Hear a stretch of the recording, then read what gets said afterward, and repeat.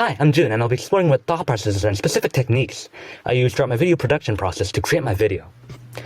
And specifically, we'll be exploring how I approach ideation by storyboarding, researching, and scripting, production by filming and manipulating lighting and audio, and post-production by adding graphics, transitions, and audio-visual effects using a variety of software apps. So pre-production will involve more soft research skills and planning skills, whereas production and post-production will obviously involve harder technical skills. So when I first looked at the prompt, I had to first identify the scope, purpose, and target audience to get a better idea of how to approach the video and research about the nonprofit organization I was going to promote in order to conceptualize the structure, mood, format, content, and promotion of my video. Now, instead of starting by researching the nonprofit organization from the get-go, I started at the problem and dug into some deeper systemic issues in the DFW area, particularly data and research surrounding the underlying causes of poverty. I was then able to link what service or humanitarian organization addressed these inequalities. That way I could gain a better idea of how my video could start at a broad, universal issue like poverty and then niche down into a specific local organization that was striving to address that problem.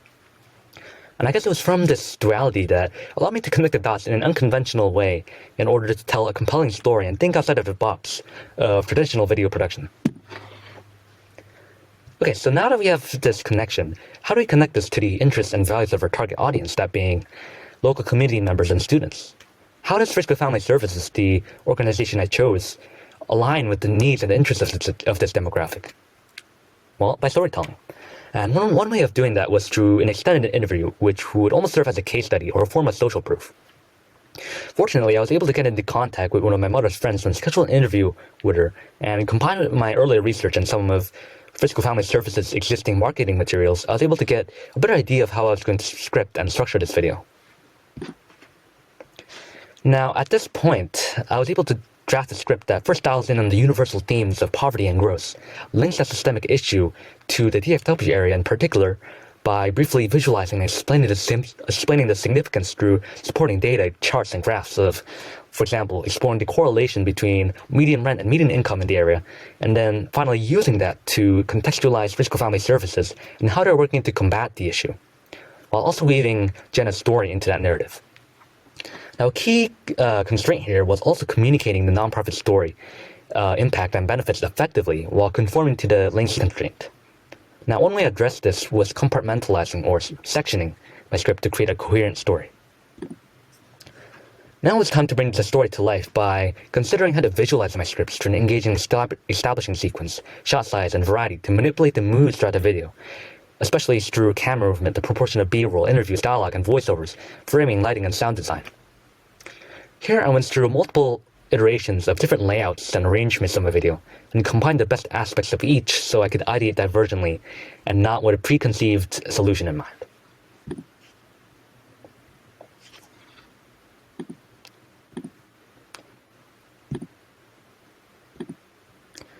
Alright, so now that I've got the planning done, it was time to execute the shots on my storyboard. Now, I'll be honest, I didn't have access to an actual professional camera, so in this case, I used a simple setup of a tripod and phone to shoot my shots, shoot all my video, and B-roll. This also involved scheduling a visit to Frisco Family Services' resale store and the market. And this setup allowed me to steadily and dynamically pan, tilt, and position the camera. Now, the actual composition of the video consists of a mixture of interview footage, B-roll, slides for data visualizations, stock video and images, and more, which we'll talk about later. Now, when it came to lighting, composition, and framing, one of the main constraints I had to work with here was getting creative with the limited equipment I had, as well as the existing environment. So, for example, I couldn't necessarily precisely manipulate lighting as a variable to, let's say, create a 3-point light. So instead, I worked with natural and practical sources of light to create a high-key light effect and use a filter post-production to refine the shot, to mirror the intention of the interview as creating contrast between the more distant, broad examination of poverty to the more human, authentic feel of the interview. Now, when it came to filming B-roll of the people on the left, shot variety was used to communicate the different scales of community service, that being the community in the first wide shot, the individual in the second shot, the group in the third shot, and the demographic in the fourth shot. Now, in the second sequence of B-rolls on the right, you can also see a mix of steady pans, handheld shots, and angle shots, as well as shifting the center of attention from the foreground to the background through a blur. It's also important to note that I intercut B-roll I film myself as well as mix the stock videos and images as listed in my works cited. And we'll explore this in my explanation of post-production. Alright, now that the filming was done, it was time to import and edit it. Now, for my purposes, I mainly used a combination of apps from the Adobe Creative Suite, as well as other tools like iMovie and Canva for specific sections of my video. Specifically, I used Canva to help brainstorm iterations of storyboards and mood boards, and used Premiere Pro to assemble raw footage, arrange and cut clips, create transitions, and for basic editing. iMovie came in handy here for quick edits, rough cuts, filtering, or to add simple audio effects. When it came to manipulating assets like images and static graphics, I used Photoshop Selection, Blur, Burn, and pen tools to give my images a more organic look. For more advanced visual effects and animations, I used After Effects for adding motion graphics, animations, and visual effects. And then finally, I fine-tuned the color grading and correction in Premiere Pro before exporting the video. And then as for Canva, I mainly used it to complement Photoshop for images editing and to add GIFs, SVG icons, and decorative elements. Additionally, something not mentioned on here is that I use Figma and Canva for data visualizations. Unconventional tools, I know. Alright, so post-production. This is where I integrated all my assets, including stock video and images, raw interview footage, B-roll, data visualizations, research, and previous deliverables, that being my script and storyboard, together. So in order to explain my use of media elements post-production, I'll break my video into 3 sections: the intro and contextualization, the interview, and then the conclusion. So, as for the beginning of my videos, I wanted to start with an attention-grabbing introduction to the almost invisible poverty crisis in the DFW area that kind of belies the usual perception of its prosperity. And one way I did that was importing audio from various news reports and stories, applying a radio filter effects and muffler, and compositing and overlaying different audio clips to help contextualize the problem to the viewer. Now, the intro here is obviously very heavily graphics-based and fast-paced in order to maximize intrigue. So I also gathered various screenshots of online news articles and applied a grayscale filter to them to give them a paper newspaper look while also highlighting important influence statistics. I also introduced the visual motif of this little light or explorer, which almost symbolizes enlightening the viewer or as a transition to introduce new content.